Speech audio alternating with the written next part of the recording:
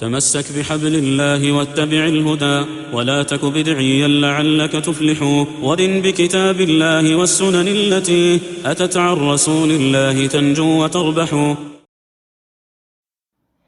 إن الحمد لله نحمده ونستعينه ونستغفره ونعوذ بالله من شرور أنفسنا ومن سيئات أعمالنا من يهده الله فلا مضل له ومن يضلل فلا هادي له وأشهد أن لا إله إلا الله وحده لا شريك له وأشهد أن محمدا عبده ورسوله صلى الله عليه وسلم.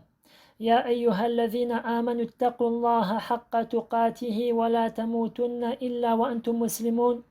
يا أيها الناس اتقوا ربكم الذي خلقكم من نفس واحدة وخلق منها زوجها وبث منهما رجالا كثيرا ونساء واتقوا الله الذي تساءلون به والأرحام إن الله كان عليكم رقيبا.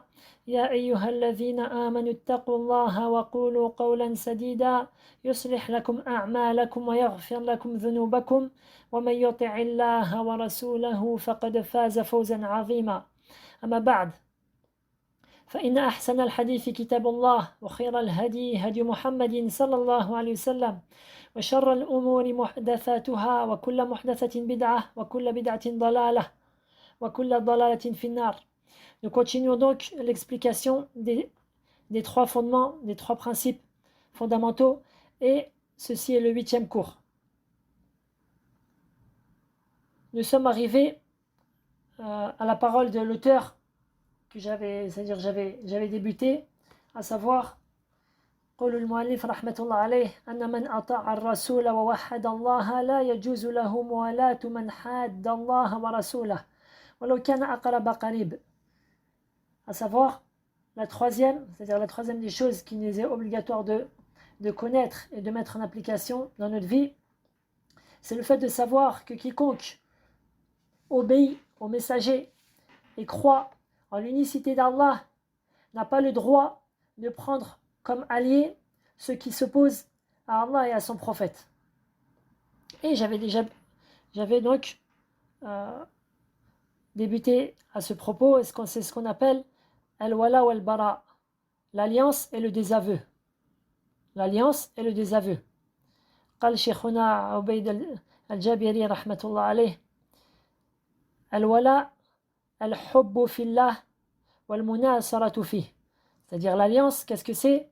C'est l'amour pour Allah et le secours en cela. L'amour pour Allah et le secours en cela. Et al-Bara, qu'est-ce que c'est? Wal-Bughdu fillah wal-Mu'adatu fih. La détestation pour Allah et l'inimité en cela. Et j'ai pu parler de l'importance de cela dans le cours précédent. Certains versets dans le livre d'Allah Tabarak wa Ta'ala prouvent cela vis-à-vis, c'est-à-dire de manière générale, de manière générale, c'est-à-dire la généralité des mécréants.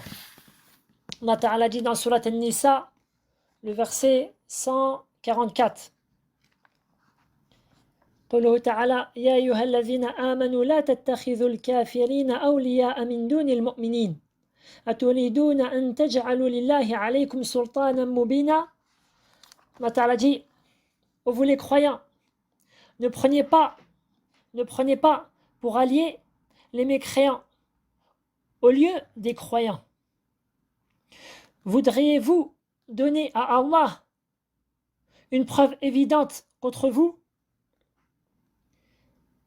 Une preuve évidente contre vous, c'est-à-dire une preuve évidente que vous méritez le châtiment si vous contredisez cet ordre-là.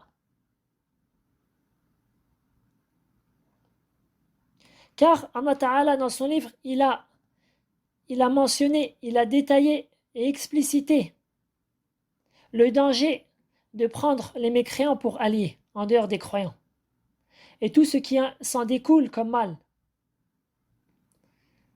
Ainsi le faire, après qu'Allah Ta'ala ait établi la preuve de ce danger-là et de son interdiction, alors le serviteur est sous la menace du châtiment.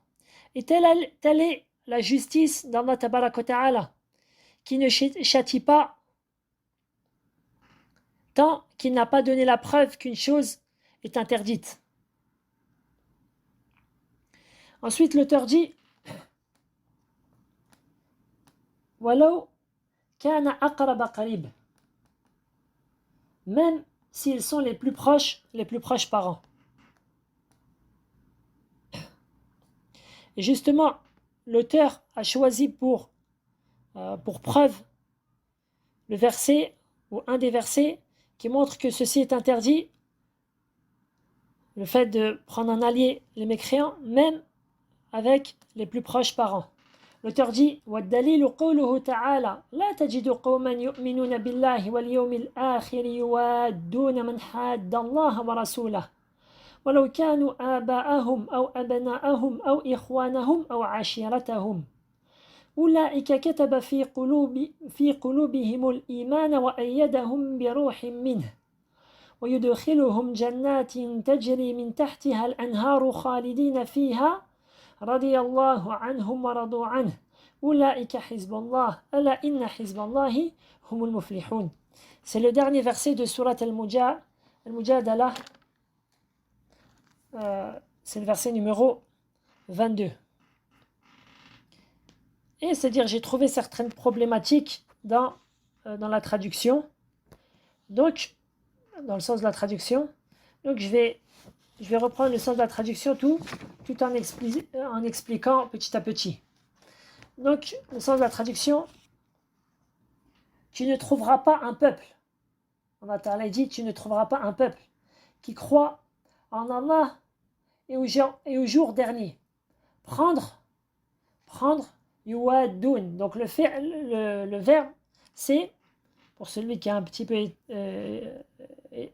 étudié la langue arabe, donc le verbe c'est yuwadoun. D'accord? Donc,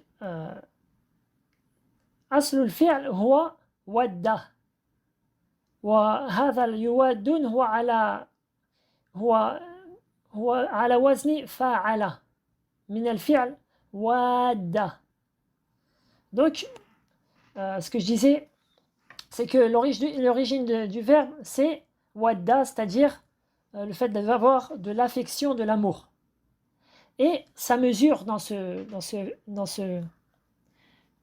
verset, c'est la mesure qui est fa'ala. Pourquoi? Parce que en arabe, c'est-à-dire les verbes, ils prennent certaines mesures et chaque mesure a des sens bien précis.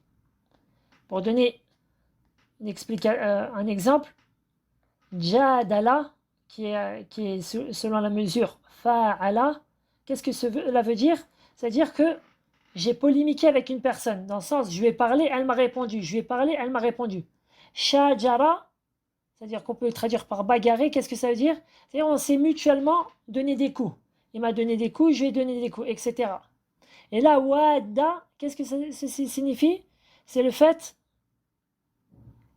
que la personne, elle échange mutuellement avec une autre de l'affection et de l'amour.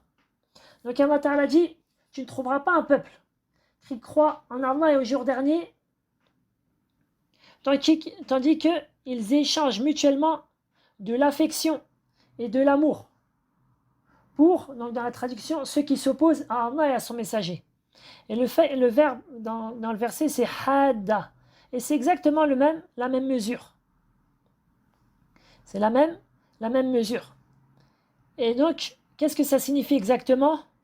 قال الشيخ العثيمين وفقه الله من كان في حد متميز عن الله ورسوله وهو حد الكفر فإن المؤمنين يكونوا في حد والكافرين يكونوا في حد وإذا تميز كل حزب في حد لم يكن بينهم إلا العداوة والبغضاء. C'est-à-dire que al-had, c'est comme une borne ou une frontière. Donc, ceux qui sont sur une borne ou une frontière qui est différente de celle d'Allah et de son messager. La frontière, ils sont dans la frontière de quoi? De la mécréance. C'est-à-dire que les croyants sont sur une frontière d'un côté et les mécréants sont sur une autre frontière de l'autre côté.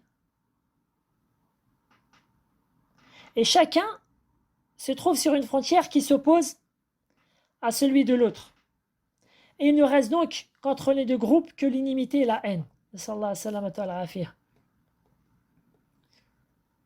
Ensuite, donc voilà ce que signifie cela, le fait de se...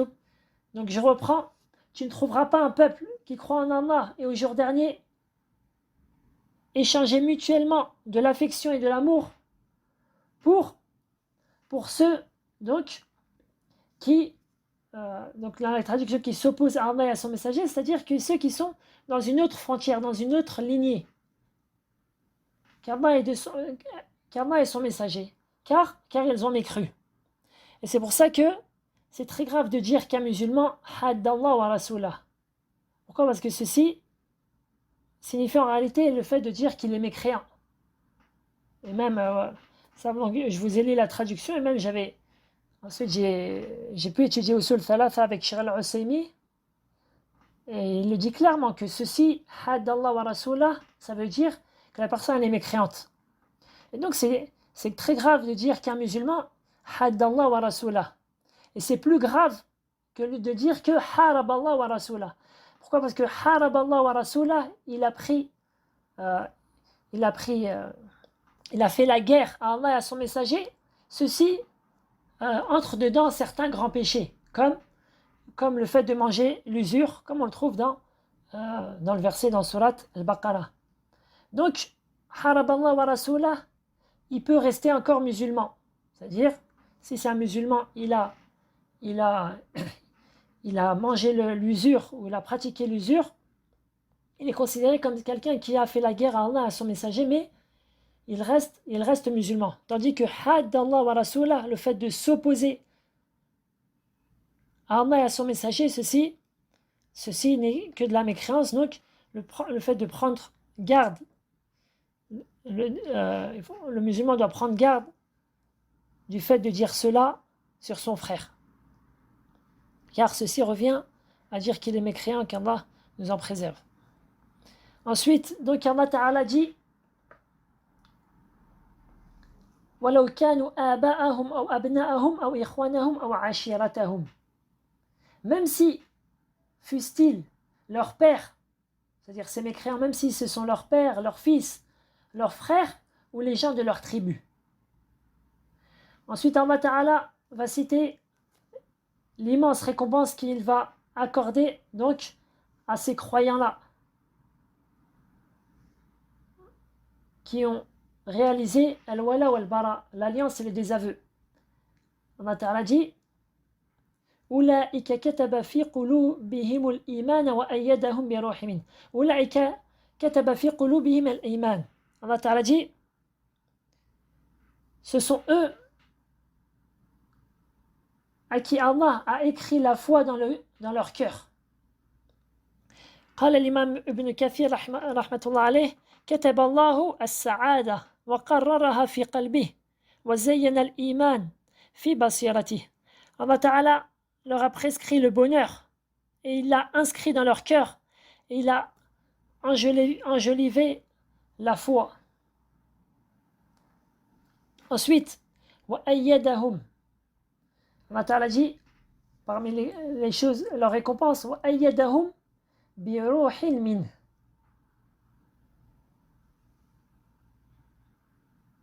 قال الإمام البغوي قواهم بنصرته.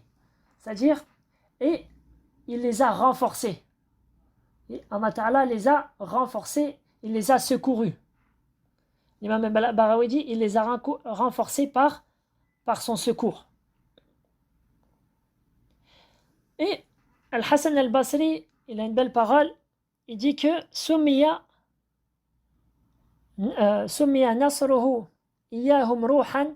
Pourquoi? Parce que dans la langue arabe, ruh, c'est quoi? C'est l'âme. Et Allah Ta'ala, il a cité, c'est-à-dire وَأَيَّدَهُمْ بِرُوحٍ مِّنْهُ. Il les a secourus par une âme venant de lui. Pourquoi Allah Ta'ala, il a cité son secours comme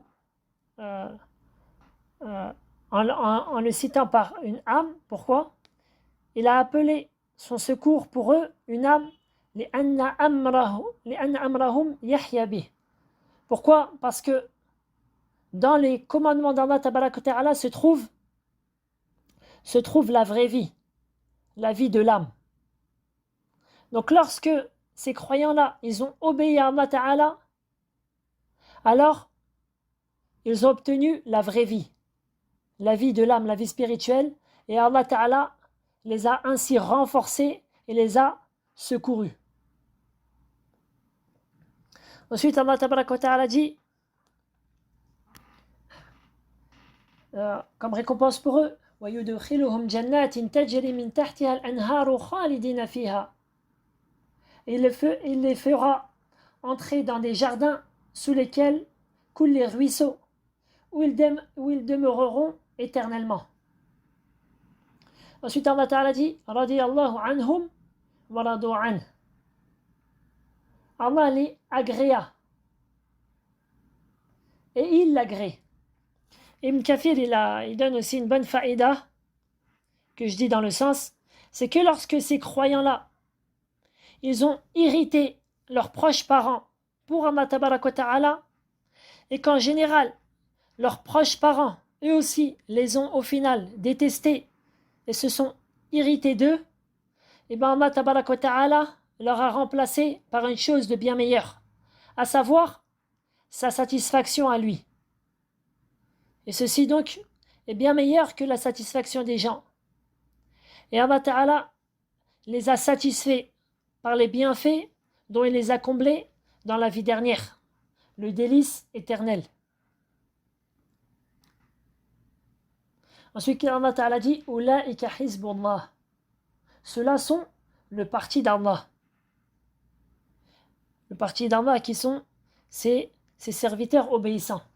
Donc tu ne peux pas faire partie réellement du parti d'Allah Tabaraka wa Ta'ala, si ce n'est si tu as réalisé l'alliance et les deux aveux. Ensuite Allah Ta'ala dit à la fin du verset, Ala inna hizballahi humul muflihun. Le parti d'Allah est celui de ceux qui réussissent. Et Allah Ta'ala dit avant cela dans la même sourate, au contraire, le contraire, les opposés, Ala inna hizba shaytani humul khasirun. N'est-ce pas que le groupe du diable, le parti du diable, seront les perdants. Qu'Allah Ta'ala fasse qu'on soit parmi, qu'Allah nous fasse du nombre de son parti. Ensuite, il y avait un certain nombre de masail, c'est-à-dire de questionnements qui tournent autour de ce sujet que j'aimerais bien citer de manière brève, Inch'Allah. La première, c'est que, pour aller dans l'ordre, la première, c'est qu'il y a une différence entre le fait de ne pas aimer et de détester d'un côté, et de l'autre, al-ihtiqar. Al-ihtiqar qui est le fait de mépriser. Je dis ça parce que j'ai vu un certain nombre d'étudiants ne pas faire la différence entre cela et cela. Al-ihtiqar, le fait de mépriser, ou al-izdira, ou al-istiskhar, c'est pas quelque chose qui est légiféré. C'est pas quelque chose qui est légiféré. C'est-à-dire le fait de voir les mécréants comme s'ils n'étaient rien, qu'ils n'étaient que de la poussière, ou qu'ils n'étaient, c'est-à-dire que le fait de mépriser.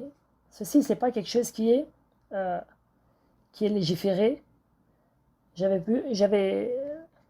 posé la question à notre cher Abd al-Razak al-Badr. Il m'avait dit là.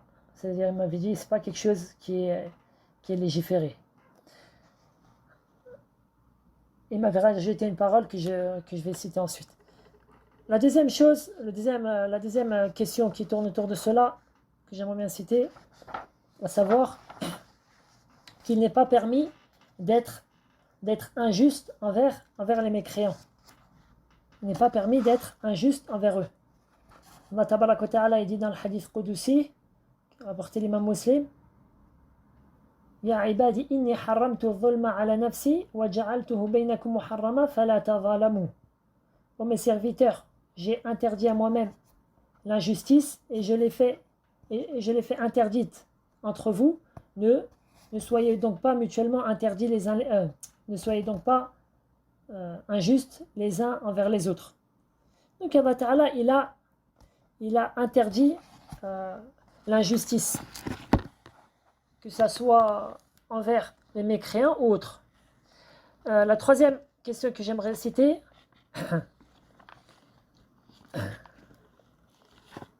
c'est qu'il n'est pas interdit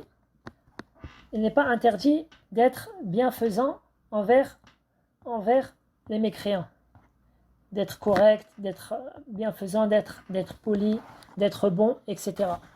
Allah Ta'ala dit dans Surat Al-Muntahina, le verset numéro 8, لا ينهاكم الله عن الذين لم يقاتلوكم في الدين ولم يخرجوكم من دياركم أن تبروهم وتقسطوا إليهم إن الله يحب المقسطين. Allah ne vous défend pas d'être bienfaisant et juste, c'est-à-dire juste, équitable, envers ceux c'est-à-dire parmi les mécréants, à condition qu'ils ne vous ont pas combattu pour la religion et ne vous ont pas chassé de vos demeures. Car Allah aime les équitables. Donc Allah Ta'ala a ordonné le fait d'être équitable envers tous et donc il est permis d'être bienfaisant. Car ce sont des actes, la bienfaisance, ce sont des actes du corps.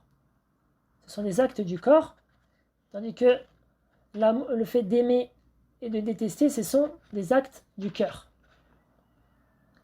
D'accord?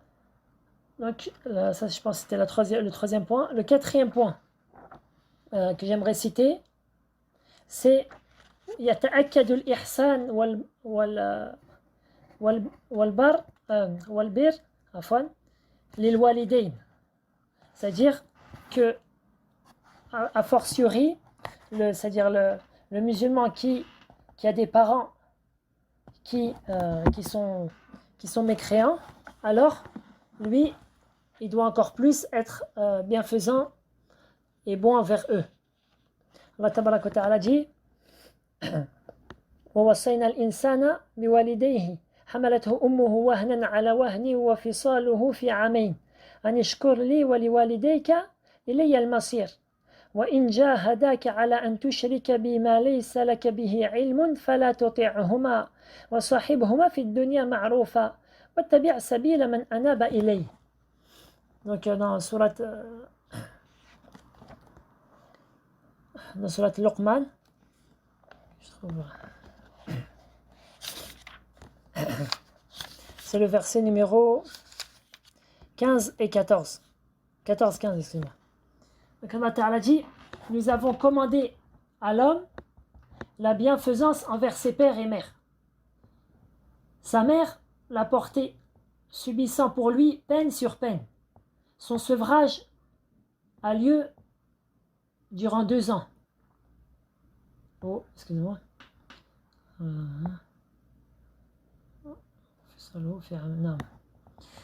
Ensuite, Allah Ta'ala dit, sois reconnaissant envers moi ainsi qu'envers tes parents. Vers moi est la destination. Et si tous deux te forcent à m'associer ce dont tu n'as aucune connaissance, alors ne leur obéis pas. Donc si les deux parents mécréants, ils poussent leur enfant à la mécréance ou à l'association, alors on ne doit pas leur obéir. Ensuite, Allah Ta'ala dit وَصَاحِبْهُمَا فِي الدُّنْيَا مَعْرُوفًا. Ne leur obéis pas, mais reste avec eux ici-bas de façon convenable. Et j'ai pu entendre notre cher Cheikh Mohamed Bazmoul, il n'y a même pas, peut-être il y a 2-3 jours, dans la Dawla, il a dit que si Allah Tabarak wa Ta'ala, dans le sens de sa parole, il a obligé les croyants à rester bons envers des parents qui appellent au plus grand péché à savoir l'association, alors a fortiori aux péchés qui sont moindres. C'est-à-dire si tu trouves tes parents qui font pas la prière, ou qui boivent de l'alcool, ou c'est-à-dire qui pratiquent l'usure, ou un quelconque péché, alors tu dois rester bienfaisant envers eux. Bienfaisant envers eux, mais tu ne les obéis pas dans la désobéissance d'Allah. La ta'ata fi makhlouq fi ma'siyati al-khaliq. Pas d'obéissance à une créature dans la désobéissance du Créateur, qui que cette créature soit. Et en dehors de cela, tu essaies d'être bon, d'être bienfaisant. Wabillahi tawfiq. Ensuite, la fin du verset, et suis le sentier de celui qui revient vers moi ensuite est votre retour, et alors je vous informerai de ce que vous faisiez. La cinquième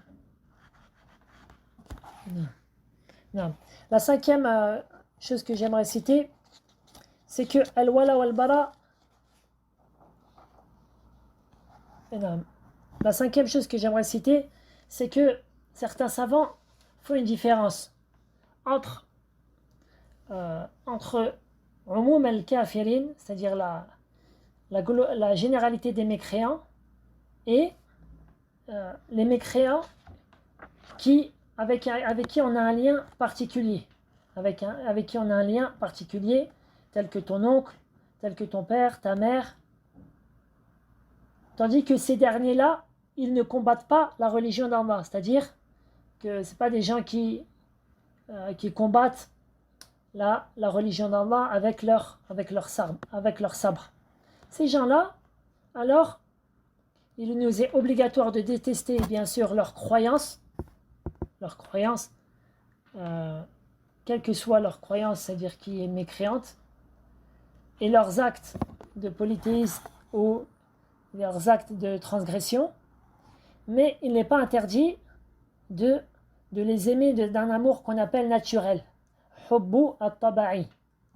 Hubbu at-taba'i.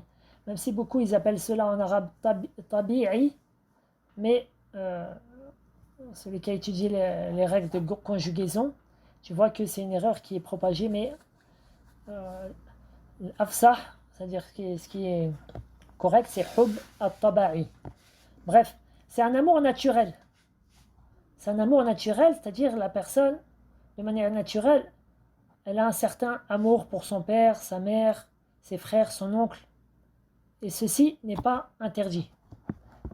Tant que, comme j'ai dit, ils détestent leurs croyances et leurs actes. La preuve en est, il y a deux grandes preuves. La première, c'est la parole du trio. Innaka la tahdi man ahbabta walakin Allah yahdi man yasha.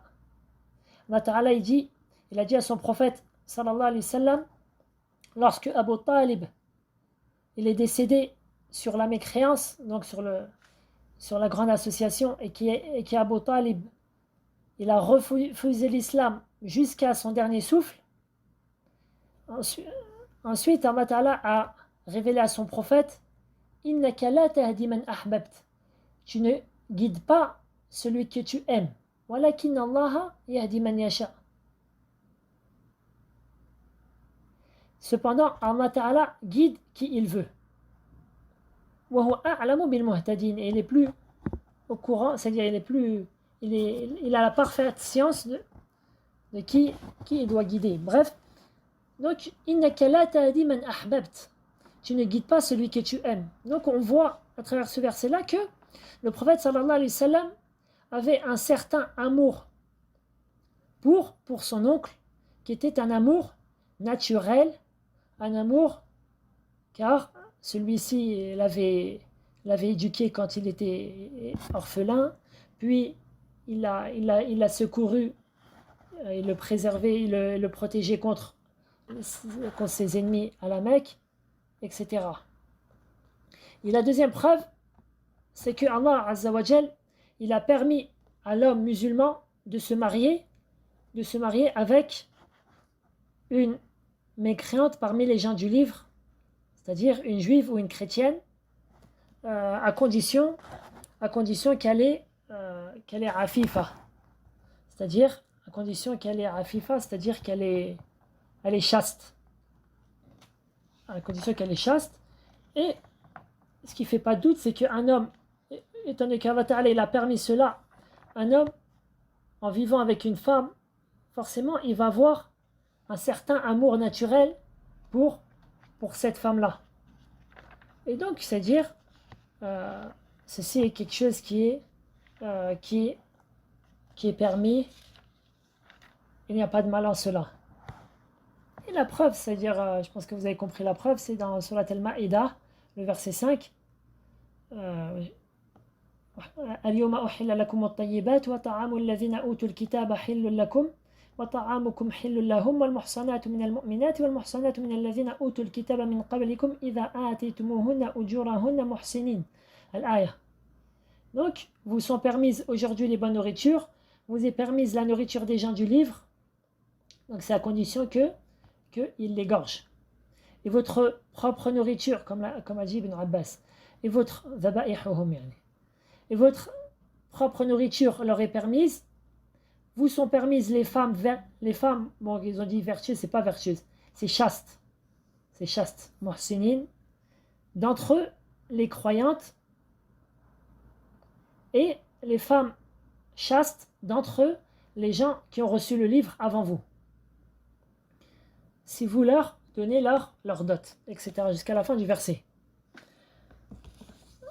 Donc, je continue. La sixième chose que j'aimerais citer, à savoir qu'il est permis de faire du commerce avec les mécréants, quel que soit le commerce, tant que les transactions sont correctes dans la législation. Et ça veut dire, la preuve, c'est que le prophète sallallahu alayhi wa sallam, il avait des actes de commerce, que ce soit avec les juifs qui vivaient à Médine ou avec d'autres mécréants. De plus, il est permis à la base de prendre une dette de chez les mécréants, à condition qu'il n'y ait pas de prêt à usure, car le prophète sallallahu alayhi wa sallam, il lui arrivait de s'endetter chez certains juifs de Médine. Donc je pense que je suis au septième point. Il est permis dans un État musulman d'avoir un sulh, c'est-à-dire des accords avec un pays qui est mécréant.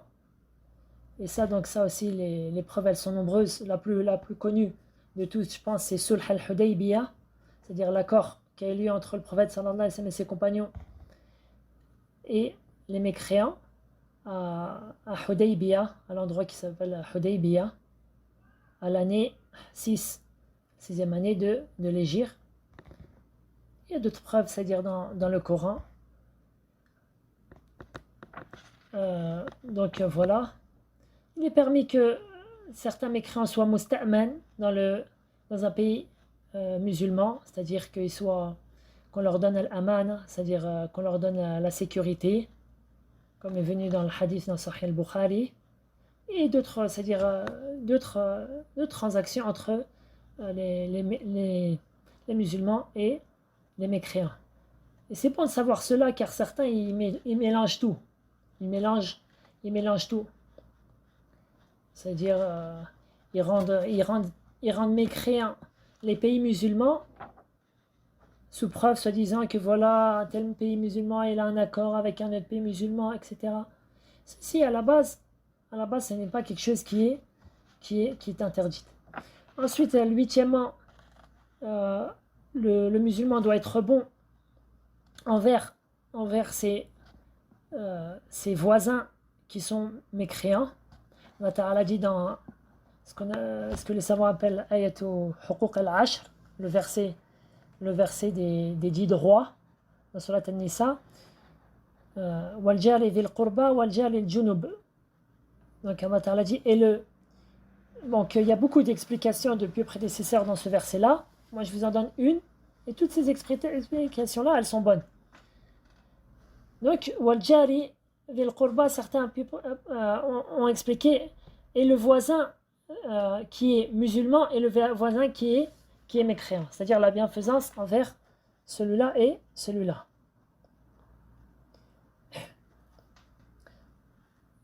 Et c'est-à-dire les preuves en cela, ils sont nombreux, même dans la sunna. Le 9e point, je pense que je suis arrivé à 9. Et c'est un point qui est très important, à savoir qu'on ne doit pas oublier de faire des efforts pour les inviter à l'islam. Pour les inviter à l'islam et les inviter vers l'unicité d'Allah Tabaraka wa Ta'ala et vers la foi. Vers la foi, Allah Tabaraka wa Ta'ala dit قل هذه سبيلي أدعو إلى الله على بصيرة أنا ومن اتبعني. Dis voici ma voie, j'appelle vers Allah avec science, clairvoyance, science, moi et ceux qui me suivent. C'est-à-dire, le prophète sallallahu alayhi wa sallam, il a fait ça durant sa vie, et je pense que c'est très clair quand on regarde là, on étudie sa vie. De même, tous les prophètes, de même les prophètes, les messagers, ils appelaient leur peuple vers la croyance en Allah Tabaraka wa Ta'ala. Donc le fait de les appeler vers l'unicité d'Allah, vers l'islam, et d'utiliser en cela avoir des preuves, des arguments, et d'utiliser en même temps cela le bon comportement. C'est pour ça que j'ai pu entendre notre cher Suleiman al-Ruhaili plus d'une fois dire que il a entendu Cheikh Abdelaziz ibn Baz rahmatullah alayh dire que si on avait montré aux non-musulmans mahasin al-islam, c'est-à-dire la beauté de l'islam, c'est-à-dire les hauts comportements, les hautes noblesses de l'islam, eh bien ils rentreraient en islam, c'est-à-dire à grande échelle. Et ainsi le fait donc d'appeler à l'unicité d'Allah Tabaraka wa Ta'ala, à la croyance authentique, tout en utiliser en même temps, c'est-à-dire les bons comportements et montrer la beauté de l'islam.